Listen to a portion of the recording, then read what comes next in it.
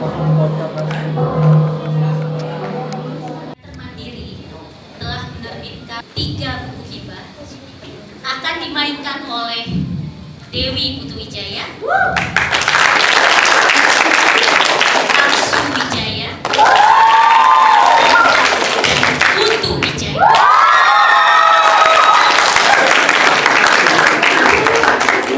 Dan para penonton sekalian dipersilahkan untuk berdiskusi mengenai pertunjukan ini setelah pertunjukan ini selesai. Nah, para hadirin sekalian, inilah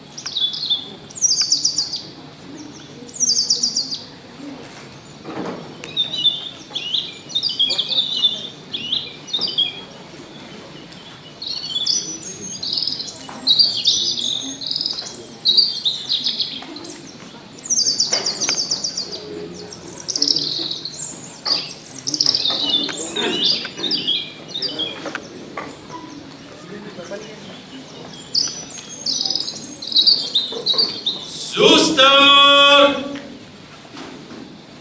Suster! Suster! Suster! Suster! Suster! Selamat pagi, suster.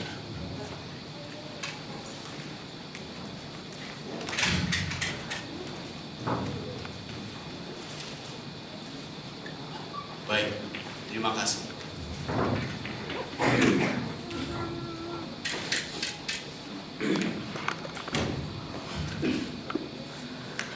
Profesor, Doktor, Maestro, Superstar, Mahadewa Guru sejati, aset bangsa, panutan semua orang, pakar hukum yang tidak ada taranya.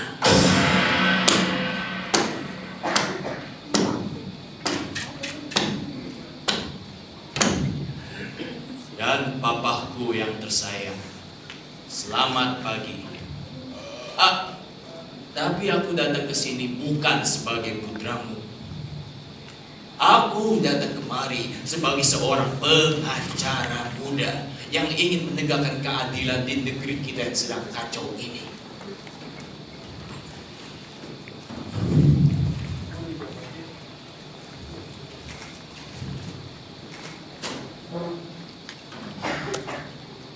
Aku tidak tahu apa yang akan dikatakan oleh para founding father itu terhadap keadaan sekarang kalau mereka masih ada sekarang.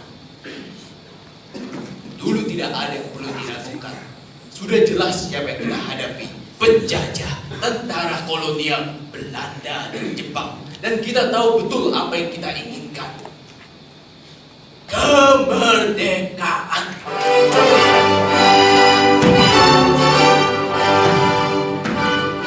Proklamasi. Kami, bangsa Indonesia, dengan ini menyatakan kemerdekaan Indonesia. Hal-hal yang mengenai pemindahan kekuasaan dan lain-lain diselenggarakan dengan cara seksama dalam tempo yang sesingkat-singkatnya. Tapi sekarang kita tidak tahu siapa musuh kita. ideologi, partai, komunitas, sekumpulan orang, siapa, apa. Kita dikepung oleh kabut yang tebal. Tidak ada pembahasan sama sekali. Itu yang membuat kita masuk ke dalam lingkaran setan dan akhirnya puluhan tahun berjalan di tempat sendiri, alias macam, bahkan boleh dikatakan mundur. Di segala lini terjadi kemerosotan, penyalahgunaan kekuasaan, korupsi, manipulasi, bahkan pengkhianatan kepada revolusi dan sebagainya yang hanya membuat televisi dan koran kaya raya karena oplahnya meningkat drastis. Buset, bullshit. Satu lagi Ramdan, lebay. Sekarang jadi absurd, kompleks.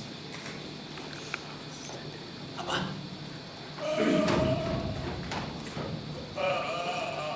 Apa? Iya, aku tahu. Iya, aku tahu. Banyak hal memang berbeda dan mesti berbeda karena kodratnya memang begitu. Mustahil untuk dipertemukan. Seperti minyak dan air, bumi dan langit, neraka dan surga, cinta dan benci.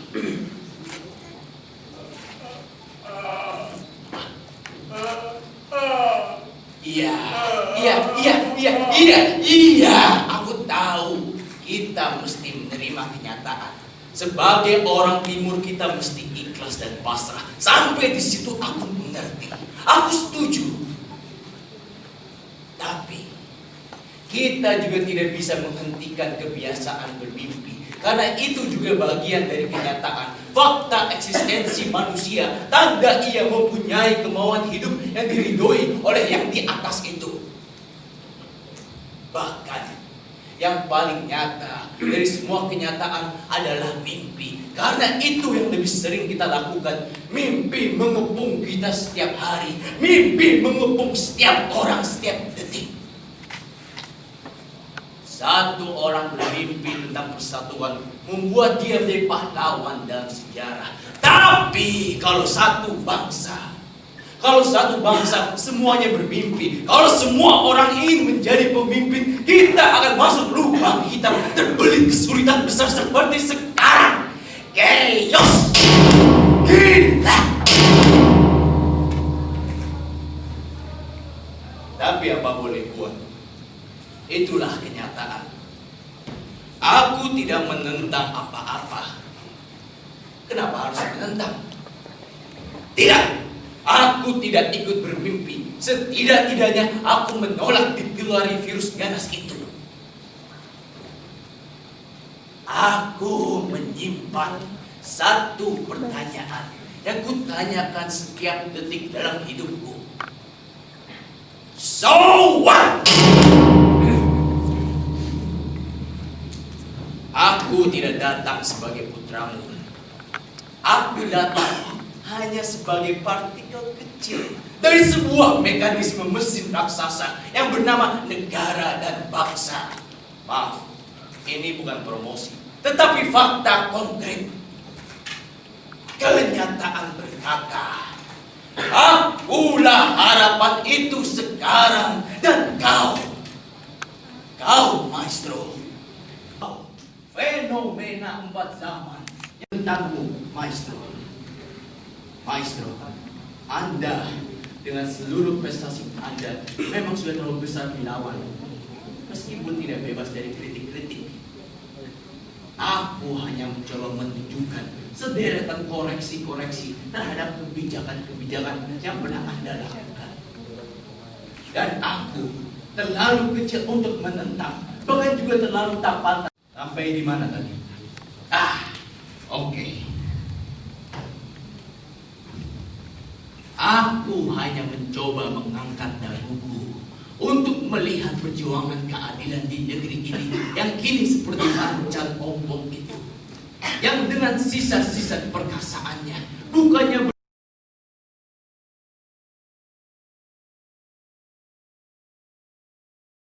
hasilnya akulah ujung tombak pencarian keadilan di negeri kita yang sedang dicabik-cabik korupsi, terorisme, anarkisme, dan radikalisme ini. Kita sudah menyusuri Eropa, membongkar apa yang dikatakan oleh para filsuf Yunani, Jerman, dan Prancis. Kita sudah menempelkan pikiran-pikiran Nietzsche, Karl Marx, Machiavelli, Freud, Jean-Paul Sartre, Albert Camus, Derrida, Foucault. Tapi lupa bahwa kita sebenarnya punya seorang pengacara muda yang ambisius dan sangat dibutuhkan oleh negerinya sekarang. Ini orangnya, ini orangnya.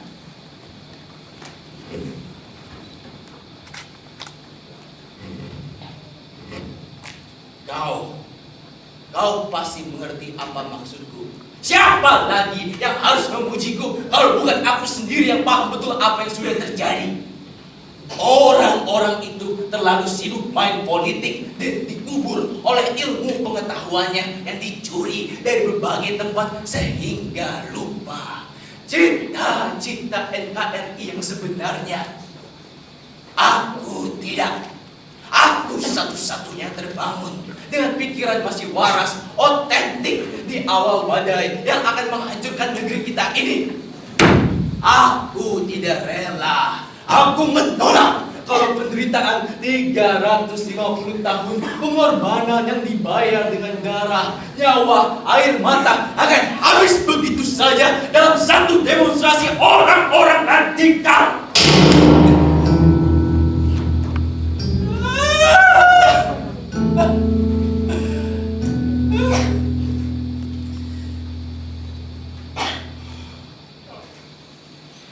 Banyak hal memang berbeda dan mesti berbeda karena kodratnya memang begitu.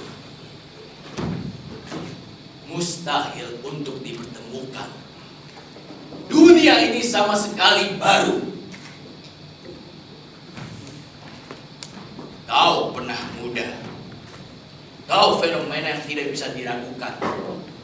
Kau pasti mengerti apa maksudku. Ini bukan tindakan orang yang kurang ajar untuk mendapat publikasi.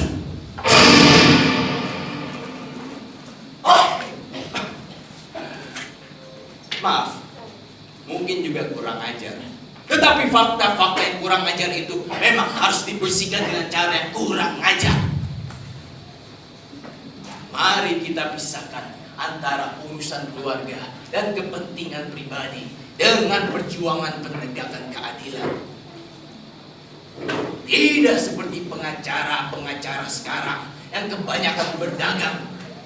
Bahkan tidak seperti para elit dan cendekiawan yang cemerlang ketika masih di luar kekuasaan, namun menjadi lebih puas, rakus, kemaruk, mata duitan, dan keji ketika memperoleh kesempatan untuk menginjak-injak kebenaran dan keadilan yang dulu diberhalakannya dari atas kursi yang baru didudukinya.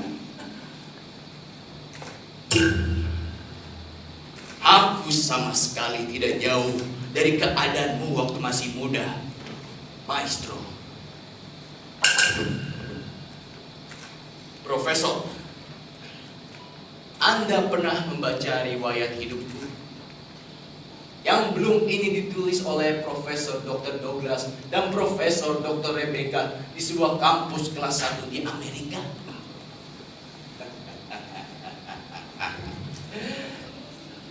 Mereka menyebutku. Belum. Ulangi. Mereka menyebutku singa lapar.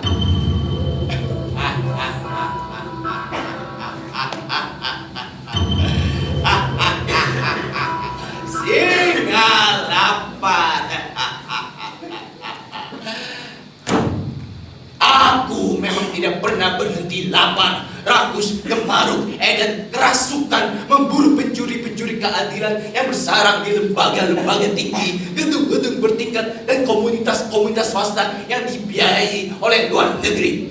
Mereka lah yang telah membuat kejahatan menjadi budaya di negeri kita ini. Kamu bisa banyak belajar dari buku itu, Maestro.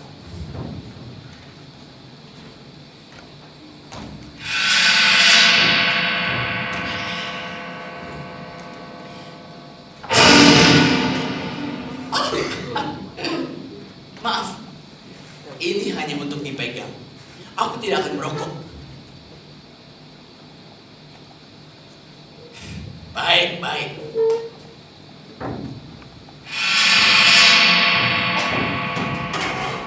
Terima kasih, Suster.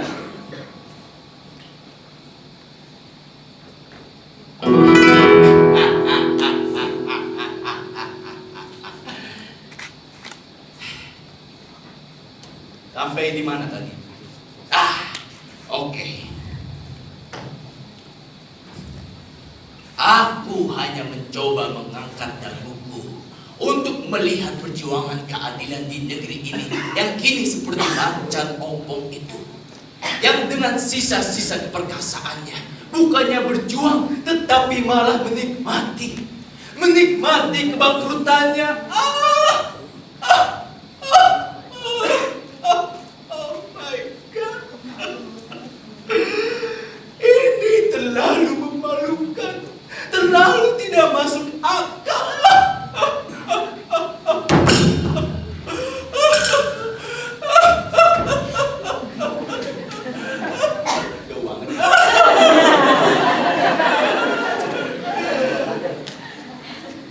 Maaf, ini mahal.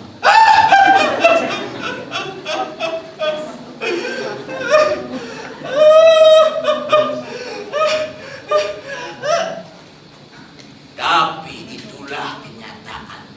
Kenyataan kita. Generasi tua loyo, generasi muda bodoh, rakyat berlomba-lomba menggali kuburannya sendiri. Itulah akhir dari kebesaran Majapahit dengan Nusantaranya yang besar. So what? Oh my God, so what? So what?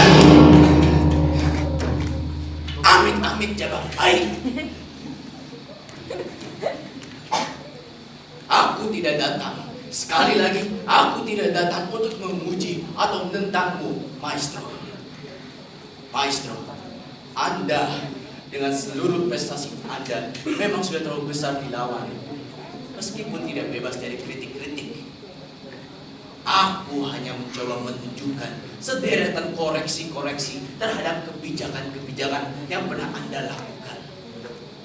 Dan aku terlalu kecil untuk menentang, bahkan juga terlalu tak pantas untuk memujimu, Maestro. Profesor, Anda sudah tidak membutuhkan cercaan atau pujian lagi. Karena kau bukan hanya pengadil yang adil dan bersih. Kau yang selalu berhasil dan sempurna. Tetapi kau juga adalah keadilan itu sendiri.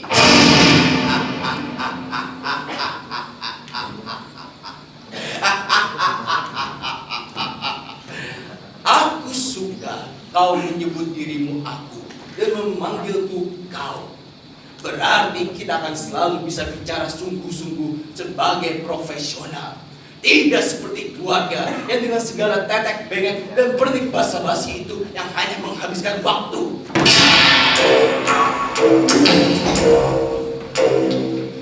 Kita sekarang 250 juta pohon mawar di Jambul Khatulistiwa sedang sekarang.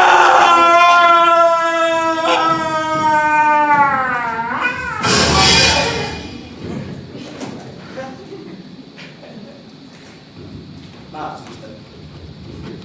Aku hampir selesai sebentar lagi. Tolong berikan aku waktu sedikit lagi.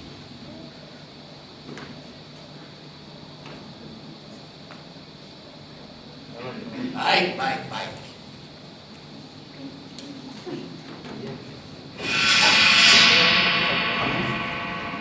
Terima kasih, Suster.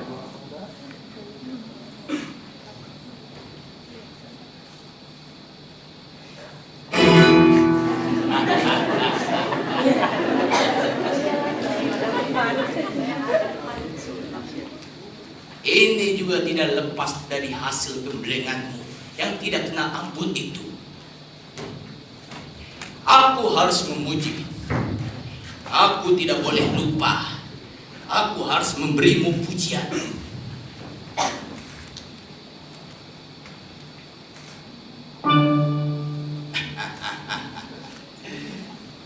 Maestro, seluruh prestasimu itu adalah monumen sejarah. Dan itu semua tidak ada yang bisa diperbaiki lagi. Kamu melakukan semuanya dengan begitu sempurna. Brilliant. Fantastis. Extravagant. Maestro.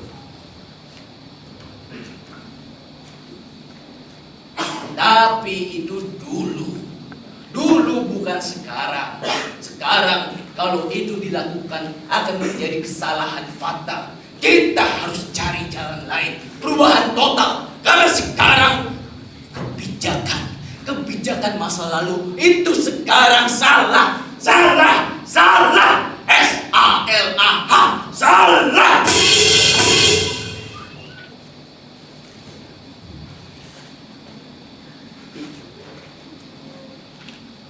Maaf, Maestro. Ini fakta. Jangan tersinggung. Baca betul aja kau.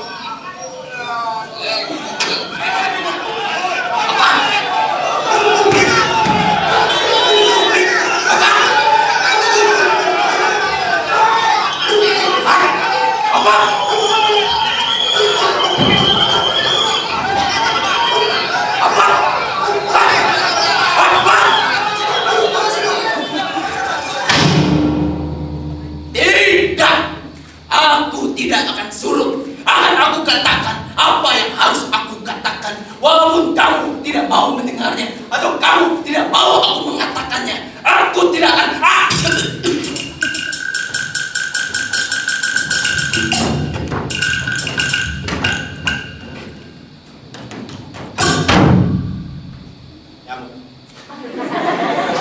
Aku tidak akan menjadi sensor terhadap diriku sendiri. Aku tidak tertarik untuk bunuh diri. Aku tidak bisa lagi mundur. Tapi aku sama sekali bukan orang yang terjebak oleh deskripsi dan doktrin beku.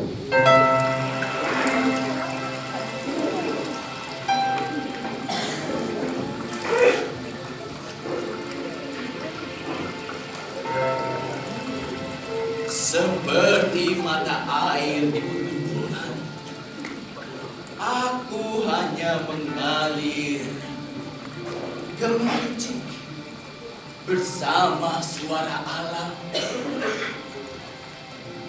Di dalam hatiku selalu ada suara tajam yang terus-menerus ku dengar dalam tidur sekalipun.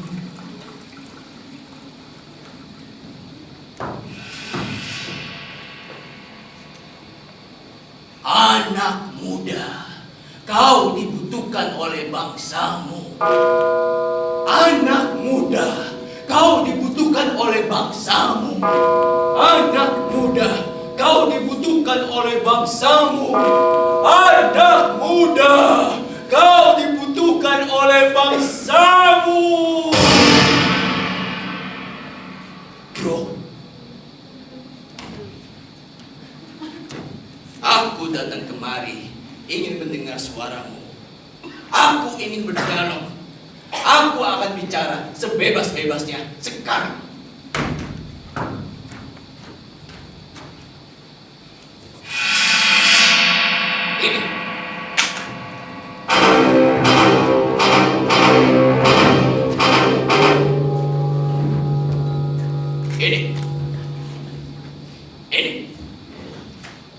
Ini.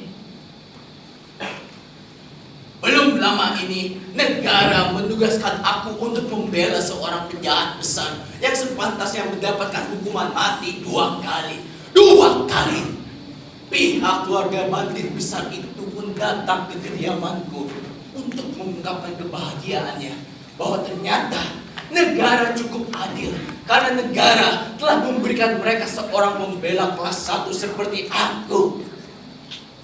Tapi aku tolak mentah-mentah. Kenapa? Karena aku yakin negara tidak benar-benar menugaskan aku untuk membela penjahat itu.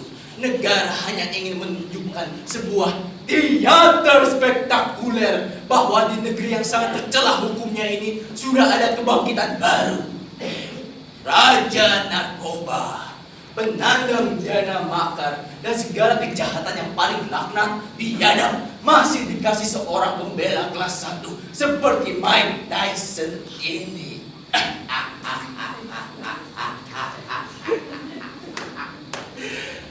Itu bukan istilahku.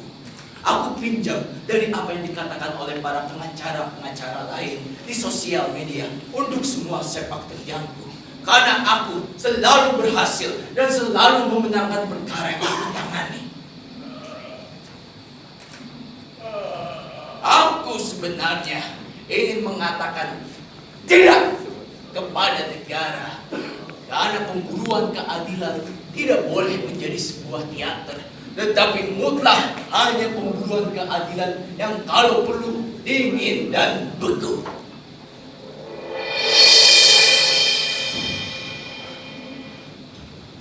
Tapi negara terus saja mendesak dengan berbagai cara agar tugas itu aku terima. Di situ aku mulai curiga. Tak mungkin itu semua tanpa alasan. Lalu aku melakukan investigasi yang mendalam.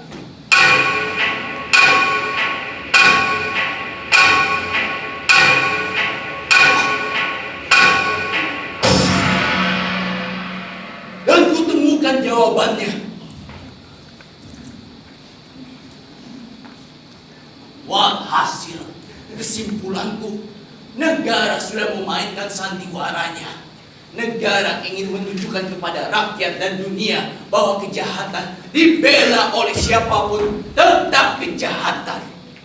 Bila negara dapat menjebloskan bangsa itu sampai titik hukuman tembak mati, walaupun aku yang menjadi pembelanya, maka negara akan mendapatkan kemenangan ganda. Karena kemenangan itu pastilah kemenangan yang telak dan bersih. Karena aku yang menjadi jaminannya.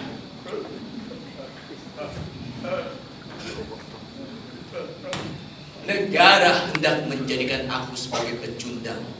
Dan itu yang aku tantang. Negara harusnya percaya bahwa menegakkan keadilan tidak boleh lain, harus dengan cara yang adil dan bersih. Sebagaimana yang kau lakukan selama ini dalam hidupmu, Maestro.